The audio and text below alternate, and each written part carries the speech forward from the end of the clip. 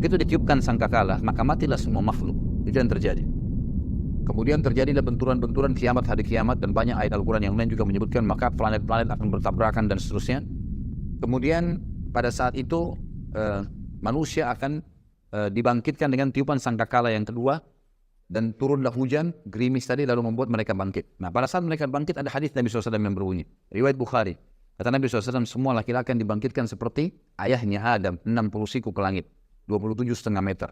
Dan semua perempuan seperti Hawa, istrinya, ibu kita, alaihissalatu wassalam, kemudian 40 siku ke langit, 17,5 meter. Lalu kemudian dibangkitkan tanpa baju, tanpa khitan, dan tanpa alas kaki. Lalu keluar dalam riwayat Bukhari yang lain berbunyi, Aisyah berkata, ya Rasulullah, ya, bukankah mereka bisa saling lihat-melihat? Kata Nabi SAW, bukan, hari itu bukan seperti yang kau bayangkan, wahai Aisyah. Dibangkitkanlah mereka. Lalu ada riwayat lain menjelaskan, kata Nabi SAW, riwayat Imam Ahmad, bahwasanya akan setiap Nabi akan berdiri dan diikuti oleh umatnya di belakang. Setiap Nabi akan berdiri dan diikuti oleh umatnya di belakang. Gitu kan? Jadi nanti misalnya pengikut Nabi Isa, pengikut Nabi ini. Dan kata Nabi SAW, akan ada Nabi pun dibangkitkan sendirian. Karena nggak ada yang ikut dengan dia. Kan dalam sebuah riwayat yang sahih, riwayat Hakim, berbunyi kata Nabi SAW, waktu ditanya tentang jumlah para Nabi, beliau mengatakan, jumlah Nabi 120.000, diantaranya 313 Rasul. Yang diceritakan kepada kita berapa? 25 Nabi dan Rasul. Jadi masih banyak. Dari Rasul saja yang 313, kita cuma dapat 25, itu pun masih ada Nabi diantaranya. Bukan semua Rasul. Ini jumlahnya 120.000, jadi masih banyak kita belum tahu kisahnya. Dan sudah kita jelaskan di pasal masalah iman kepada para Nabi dan Rasul. Baik. Mereka akan dibangkitkan di belakang nabi-nabi mereka. Kemudian para nabi-nabi diberikan naungan oleh Allah Subhanahu wa taala. Lalu manusia akan tenggelam sesuai dengan kadar keringatnya masing-masing. Ini semua apa yang saya sampaikan teman-teman akan ada dalil yang saya sebutkan ya. Semua akan ada dalil karena ini rentetannya bahasan kita malam ini akan kita hubungkan dengan buku yang lain nanti. Kita akan bahas tentang surga dan neraka. Judulnya Rasulullah SAW cerita surga dan neraka. Nanti akan saya bawakan bukunya insyaAllah. Itu akan kita pelajari untuk melengkapkan bahasan kita. Karena Syekh Abu Bakar rahimahullah menjelaskan di sini hanya secara global tentang kiamat itu benar terjadi. Lalu itu di pasal ke-10, pasal ke-11 tentang surga dan neraka. Tentang kuburan, nikmat dan siksa kubur. Hanya itu saja. Setelahnya langsung pindah ke masalah bahasan lain. Sudah tidak masuk lagi ke masalah kiamat. Padahal masih ada rangkaian surga dan neraka. Makanya kita datangkan buku lain pelengkapnya. Nanti insya Allah saya akan perlihatkan. Baik. Setelah itu teman-teman sekalian, semua manusia akan tenggelam dengan kadar keringatnya. Dan di buku itu nanti akan panjang lebar dari dalilnya semua. Riwayat-riwayat hadis yang lebih panjang daripada apa yang kita bahas sekarang. Kemudian pada saat itu manusia karena jenuh, maka ada di antara mereka yang datang kepada Adam alaihissalam dan mereka mengatakan, wahai Adam, engkau ayah kami, engkau manusia pertama diciptakan. Lalu dipuji-pujilah Adam alaihissalam. Lalu mereka mengatakan, mintalah kepada Allah agar Allah datang mengadili kami. Nah Allah waktu itu lagi marah, murka, sebagaimana akan disebutkan nanti. Ya? Kata, datanglah agar Allah datang menghakimi kami ke surga atau ke neraka. Karena jenuhnya manusia pada saat itu, maka mereka berharap ke neraka pun dia. Padahal neraka mereka belum tahu, lebih pedih daripada itu. Maka Adam AS berkata, saya tidak mampu, saya tidak bisa. Karena hari ini Tuhanku murka, belum pernah murka sebelumnya. Dari dosa-dosanya banyaknya dosa-dosa yang terjadi, gitu kan? Maka saya tidak bisa memberikan apa-apa, nafsi, diriku sendiri, pergilah kepada Idris, Nabi yang kedua. Datang kepada Idris. Idris mengatakan juga sama, nafsi saya nggak bisa. Pergilah kepada Hud, kepada Saleh, kepada Syuaib dan seterusnya sampai tiba kepada Isa alaihissalam. Dan hampir semua nabi ini menyebutkan kesalahan yang pernah terjadi. Lalu mereka mengatakan saya tidak berani. Cobalah ke fulan sampai akhirnya tiba ke Isa alaihissalam. Dan kata Nabi SAW, Isa tidak menyebutkan kesalahannya alaihissalam. Dan kemudian dia pun mengatakan cobalah ke Muhammad. Dan beliau mengatakan, apakah kalian tahu nanti bagaimana orang hari kiamat mengetahui, mengenalku siapa aku? Sehingga aku adalah pimpinan anak Adam. Maka para sahabat diam. Kata Nabi SAW, seperti inilah. Mereka akan datang kepada aku nanti dan mereka akan mengatakan, wahai Muhammad. Dan waktu itu suara orang terdengar seluruh mahsyar. Dengan kuasa Allah, orang semua akan dengar di mahsyar. Walaupun tidak ada mic, tidak ada apa, semua terdengar. Dengan kuasa Allah. Maka mereka mengatakan, wahai Muhammad, engkaulah Nabi terakhir. Dengan mula risalah ditutup kenabian dan aku diutus untuk seluruh alam semesta. Jadi semua manusia yang belum pernah ketemu beliau pun mendengar, oh ternyata ini orang ini. Nabi Muhammad SAW, Nabi terakhir ini orangnya. Maka mereka puji-puji lalu mereka mengatakan, hai Muhammad, mintalah kepada Allah ya agar datang menghakimi kami. Kata Nabi SAW, ana lahu, saya pemiliknya. Lalu saya pun menuju ke singgasananya Allah, ke arsy-Nya Allah, kemudian saya sujud ya. Dan Allah yang maha tinggi dan maha pemurah azza wa jalla membukakan kepadaku puji-pujian hamd ya, yang tidak pernah dibukakan untuk orang sebelumnya, sebelum aku. Lalu aku pun sujud, Allahu a'lam berapa lama, kata Nabi SAW. Beliau sendiri tidak tahu. Beliau cuma mengatakan aku sujud sampai terdengar Allah Azza wa Jalla berkata, ya Muhammad irfa' ra'sak washfa' tushfa'. Hai Muhammad, angkat kepalamu, berikanlah syafaat, kau akan diterima syafaatmu. Maka Nabi SAW di situ mengeluarkan dua syafaat. Syafaat ammah, syafaat khassa. Syafaat ammah ini syafaat umum. Agar Allah datang, syafaat akhirnya pertolongan ya.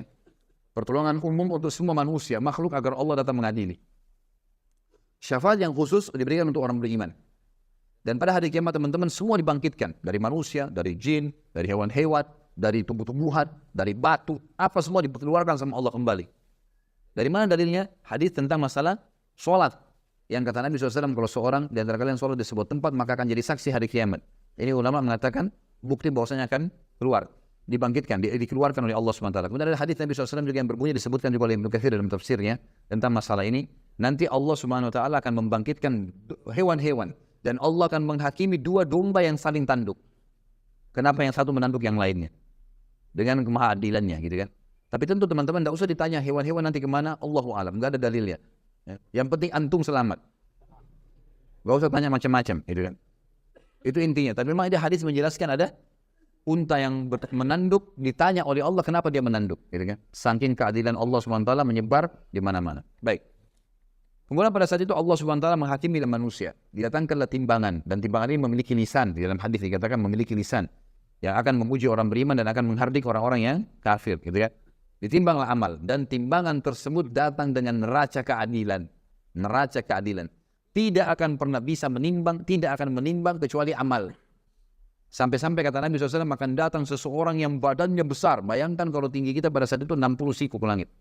27,5 meter. Dan Adam alaihissalam itu tingginya 27,5 meter, lebarnya itu 67 meter kurang lebih. Itu luar biasa. Semua manusia akan begitu laki-laki.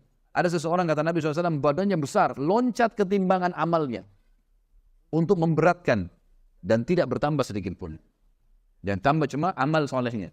Tidak ada gunanya dia loncat situ pun tidak akan bermanfaat. Ditimbanglah amal tersebut. Orang-orang yang memang lolos adalah orang-orang yang disendirikan oleh Allah Subhanahu wa taala. Kemudian orang-orang yang masuk neraka juga dimasukkan neraka, tinggal ditimbang adalah orang-orang yang beriman yang punya dosa. Baik, sementara tunggu di mahsyar tadi ada yang saya lupa, ada 7 golongan yang didaungi oleh Allah pada saat itu, tidak kena panasnya matahari. Yang pertama imam yang adil, ya. Pemimpin yang adil. Ini selalu berbuat baik. Banyak ulama mengatakan di antaranya contoh Umar bin Khattab, ya Abu Bakar, Utsman, Ali dan seterusnya yang datang setelah mereka memiliki keadilan. Sampai hari kiamat berlaku tentunya, siapapun orang muslim yang memiliki keadilan dalam pemimpin. Yang kedua adalah seseorang yang hatinya terikat dengan masjid. Kata sebagian ulama hadis yang dimaksud adalah antara azan dan azan. Dia sibuk dengan itu. Azan ke masjid, pokoknya terikat diri dengan masjid. Rajulun mu'allaqun qalbu bil masajid namanya. Kemudian yang ketiga adalah dua orang yang saling mencintai karena Allah. Berkumpul karenanya, berpisah karenanya. Jadi disunnahkan teman-teman sekalian kita saling mencintai karena Allah. Antum cari siapa di antara sesama jenis laki-laki dan laki-laki, perempuan dan perempuan. Dia menyukai saudara muslim karena ibadahnya. Karena luar biasa ibadah sholat malamnya, majelis ilmunya segala macam. Dia datang dan sunnah mengatakan saya mencintai kamu karena Allah. Lalu dijadikan sebagai sahabatnya yang selalu dia komunikasi setiap hari. Jadikan partner dimanapun dia pergi. Ini sunnah Nabi SAW. Makanya waktu beliau datang ke Madinah, beliau membangun asas negara ada 3. Ya. Pertama bangun masjid Kuba dan Masjid Nabawi sebagai basis. Maka setiap orang yang mau membangun sebuah komunitas muslim harus ada masjidnya dulu. Kemudian yang kedua mempersaudarakan muhajirin dan ansar. Ini yang kita bahas. Yang ketiga adalah menulis kesepakatan dengan orang-orang kafir di Madinah agar membela bersama-sama Madinah. Ini asas negara kata para ulama yang mesti ada bagi setiap muslim. Baik. Pada saat itu orang yang bersaudara karena Allah, berkumpul karenanya, berpisah karenanya akan mendapatkan juga naungan Allah Subhanahu wa taala. Ini yang keberapa? Yang ketiga. 2 dari mana? Yang keempat, seorang laki-laki masuk dalamnya kata para ulama perempuan. Seorang laki-laki yang dipanggil oleh seorang wanita yang cantik, memiliki kecantikan dan kedudukan. Bisa kekayaan, bisa jabatan, bisa jalur nasab, jalur keturunan yang mulia. Sempurna, sudah cantik, sudah pintar, sudah kaya, segala macam. Menggoda sekali sebenarnya. Mengajak dia berzina, lalu dia mengatakan saya takut karena Allah. Kemudian yang kelima adalah seseorang yang mengingat seorang Allah, mengingat Allah sendirian, lalu dia menangis. Ini juga fadilah orang yang menangis karena Allah Subhanahu wa taala, ya. Makanya dalam hadis lain dikatakan tidak akan tersentuh api neraka dua mata yang menangis karena Allah. Jadi dia lagi sholat malam, dia ingat dosanya, dia bertobat sama Allah, dia ingin masuk surga, minta surga, dia ingin minta diberkahi, minta diselamatkan dan seterusnya. Ini adalah orang-orang yang jelas masuk di sini. Ya. Kemudian yang keenam adalah orang yang berinfak dengan infak atau sedekah yang dia keluarkan dengan tangan kanannya sampai tangan kirinya tidak tahu. Tentu kata ulama hadis ini yang dimaksud ya, kinayah dalam arti kata tangan kanan, tangan kiri. Kalau kita keluarin ini saya kasih marwan air, tetap aja tangan kiri ada di sebelah saya. Tapi ini gambaran, artinya kalau tangan kirinya tidak tahu maksudnya adalah orang lain. Kalau tangan kiri tidak tahu apalagi orang lain. Saking dirahasiakannya dia. Sedekah itu dirahasiakan. Itu akan masuk sebagai orang yang dinaungi nanti. Jadi dia suka bersedekah. Ini fadilah orang yang bersedekah, tapi dirahasiakan. Jangan baru sedekah Rp1.000 sudah satu kampung tahu. Kan? Harusnya memang dirahasiakan. Gitu kan? Ini sudah sumbang AC. Oh si fulan sudah sumbang sekian. Tidak perlu sebut. Urusan antum dengan Allah Subhanahu Wa Taala sudah selesai. Ya, amal baik sudah dicatat oleh malaikat. Tentu ada sekretarisnya Allah Subhanahu Wa Taala. Maka anda kutip di sini. Ya. Ini artinya Allah Subhanahu Wa Taala menjadikan untuk kita penulis, sekretaris kita ini menulis semuanya amal-amal soleh kita. Yang terakhir yang ketujuh siapa yang tahu? Hah? Ada yang ingat ya? Hah? Pemuda yang tumbuh di jalan ketaatan kepada Allah. Ini sengaja saya terakhirkan teman-teman untuk antum paham nih. Jadi ternyata anak muda itu kalau dia dalam keadaan ketaatan kepada Allah punya fadilah. Kalau antum pernah melalui masa-masa dan dosa teman-teman sekalian, jangan wariskan ke anak-anak. Biarkan dia tumbuh dalam ketaatan. Kalau kita baru bisa baca Quran di umur 20 tahun, 25 tahun, 30 tahun, teman-teman, anak kita harus hafal Quran di 6 tahun. Target harus berubah. Ini punya fadilah sendiri. Jadi anak muda yang tumbuh dalam ketaatan Allah. Sampai kata Nabi SAW dalam hadis lain, Inna Allah yu'jubu min syabin laysa lahu sabwah. Allah kagum dengan anak muda yang tidak ikuti hawa nafsunya. Allah Azza wa Jalla pencipta kagum dengan orang ini. Dan anak muda, kata ulama, masuk dalam hitungan syariat 40 tahun ke bawah. Ada sebagian menyebutkan 50 tahun ke bawah, itu masuk semuanya dianggap anak muda, masih muda, di kalangan muda. Gitu. Makanya para nabi-nabi dinobatkan menjadi nabi umur berapa? 40 tahun. Gitu kan? Puncak-puncaknya Nabi SAW mendapatkan kemenangan di umur 50 sampai 60 tahun. Karena fase kemenangan di mana? Di Madinah, 10 tahun terakhir. Nabi SAW meninggal umur 63 tahun kan? Jadi kalau kita mundur 10 tahun berarti umur 53 tahun itu fase keemasan. Sampai 63 tahun beliau meninggal dunia. Kalau dalam ilmu tarbiyah disebutkan bahwasanya kejiwaan maksudnya, ya, tapi di dalam agama, pandangan agama ya, itu dibagi fase-fase semangatnya orang per 20 tahun. 20 tahun pertama itu puncaknya fase keemasan. Di situ orang mau punya prestasi. Umur 20 tahun kedua berarti 40 tahun. Itu fase di mana orang mengejar sebuah prestasi. Apa ini? Saya harus jadi apa? Yang ketiga fase 60 tahun. 20 tahun yang ketiga. Ini puncak-puncaknya juga orang mengejar. Biasanya umur-umur 60 tahun itu kalau orang biasa di akademik, dia berusaha mengejar prestasi tertentu. Karya tulis kah, gelar profesor kah, apalah ya. Seperti itulah ya. Jadi dia ingin punya prestasi tertentu. Yang jelas teman-teman sekalian, di sini yang terakhir adalah anak muda. Dan bersyukurlah kita karena ada pendapat ulama yang mengatakan 50 tahun ke bawah.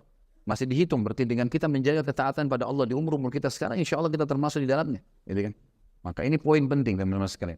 7 orang ini dapat naungan Allah, di mana naungan tidak ada naungan kecuali naungan Allah pada saat itu. Baik. Kita masuk ke masalah timbangan amal. Ditimbanglah amal-amal orang. Timbanglah amal-amal orang. Dan yang akan ditimbang hanya amal baik dan amal buruk. Ya. Yang sempat kita taubat darinya tidak ada timbangan tentunya. Tapi tetap tercatat di buku amal kita. Orang pada zina, orang pada dusta, dia tahu pada saat ini. Supaya ada bukti. Bahwasanya malaikat memang mencatatnya. Dan makanya Allah SWT pada saat mengatakan, A'udzubillahi minasyaitonir rajim, ma yalfidu min qaulin illa ladayhi raqibun atid. Tidak ada satu huruf pun yang lewat dari mulut mereka, perbuatan mereka, kecuali akan dicatat oleh Raqib dan Raqibun Atid. Raqib Atid ini ada yang mengatakan adalah istilah bagi pengawasan. Gitu kan? Ada juga yang mengatakan nama malaikat, tapi istilah bagi pengawasan. Gitu. Baik, ini menandakan bahwasanya semua akan tercatat. Semua akan tercatat. Tapi yang ditimbang nanti sebagai dosa adalah yang tidak sempat dia taubat. Makanya Nabi SAW mengatakan, saya bertobat kepada Allah sehari 70 sampai 100 kali. Kata sebagian ulama hadis, kalau orang bertobat kepada Allah sehari 100 kali, kalau Allah dengan kemahamurahannya mau memaafkan satu taubat, satu istighfar itu, satu dosa, maka 100 dosa kita bersih. Dan umumnya manusia tidak mengerjakan 100 dosa dalam sehari. Ini pendapat tentunya ya, pendapat. Maka ini kemuliaan. Artinya alhamdulillah Allah mudahkan kita mendapatkan kemudahan memahami seperti ini. Baik. Kemudian setelah itu, setelah di timbangan amal, kalau yang lebih berat, walaupun sedikit amalnya, maka akan mendapatkan kelolosan pahala. Maksudnya lolos masuk surga. Baik. Ada sebuah hukum di sini. Kalau seandainya seseorang ditimbang amalnya hari kiamat, lalu dia sudah lolos. Dia sudah lolos. Ini ulama mengatakan orang yang sudah lolos dari timbangan amalnya, dia akan diberikan kesempatan memberikan syafaat. Jadi yang dimaksud dengan syafaat mukminin, syafaat orang-orang beriman. Kapan mereka memberikan syafaat? Pada saat timbangan amalnya sudah lolos. Jadi misal seseorang punya 200 pahala. Dia punya anggaplah 2000 pahala, dia punya dosa 1000. Sekarang otomatis 2000 dengan 1000 lolos kan? Dia punya berapa lebih? 1000 lebih. Nah, sebagian ulama, saya bilang di sini sebagian, mereka mengatakan bahwasanya orang ini bisa memberikan syafaat 1000 pahala kepada orang yang dia suka. Saudaranya kah, kerabatnya kah, mungkin ada lagi timbang amal butuh 900 dikasih sama dia.